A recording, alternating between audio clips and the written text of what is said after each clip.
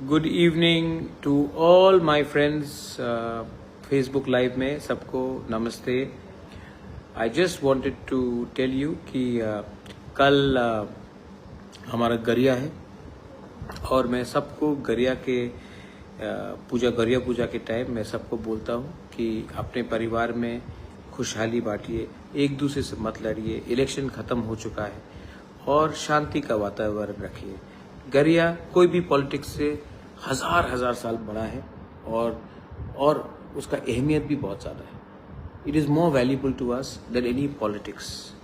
तो मैं गरिया पूजा के अवसर में मैं आप सबको बोलता हूँ कि दुश्मनी छोड़ो, भाई भाई से हाथ मिलाओ, दोफा को सामने रखो और प्लीज़ फाइट मत करो।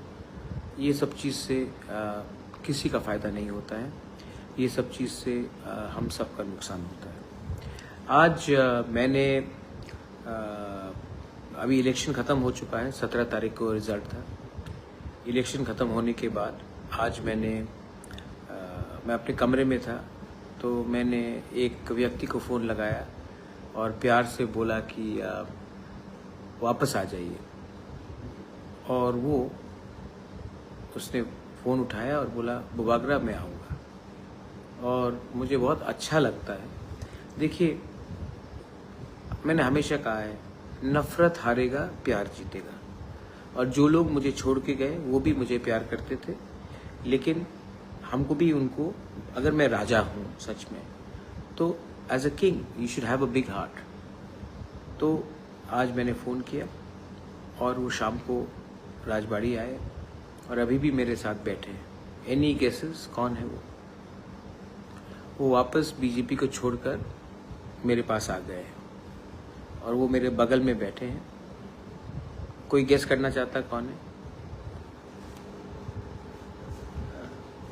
नमस्ते बोल दो अनंत बाबू। अनंत देवर्मा आए मेरे पास, मुझे सॉरी बोला। उनका उम्र है, मैंने कहा सॉरी बोलने का दरकार नहीं है, गलती सबसे होता है। इनको किसने खेला मुझे मालूम है, किसने पैसा ऑफर किया और किसने धोखा दिया मैं जानता हूँ, लेकिन है तो अपना तीपरा सा। तो मैंने सब चीज़ को मत रोइए, डोंट बी इमोशनल, दुखी हो रहा है।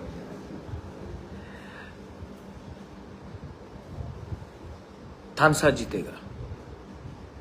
हमको और आगे काम करना है, बदला नहीं लेना है, सबको एक करना है और अपने नेक्स्ट जनरेशन को जिताने के लिए एक संग होकर फाइट करना है, बस। सो वेलकम बैक अनंत बाबू। आप 12 दिन बीजेपी में थे, अब मरते दम तक मेरे साथ रहिए, अपने तोहफा के साथ रहिए। हाँ कि नहीं अनंत बाबू? हाँ, क्या बोलना, कुछ बोलना है? नहीं, वो तो पहले से रहना अभी भी नहीं। God bless you, love you all. और कल अगेन मैं आप सबको अपील करता हूँ, वायलेंस बंद कीजिए, कुछ नहीं होगा। सब लोगों को घर जाने दीजिए। जो लोग अभी भी बाहर है, अपने गांव से बाहर है, उनको गांव वापस जाने दीजिए। उनको गरिया में पार्टिसिपेट करने दीजिए। ये ठीक नहीं है। ईश्वर के घर में हम सब एक हैं। उनको अपने गांव में जाने दीजिए और गरिया में पार्टिसिपेट करना दीजिए और उनके ऊपर कुछ मारपीट या गाली गलौज मत कीजिए, ठीक है? अगर आपका राजा माफ़ कर सकता है, दिल बड़ा करके सबको ला सकता है, तो आपको भी ये करना चाहिए।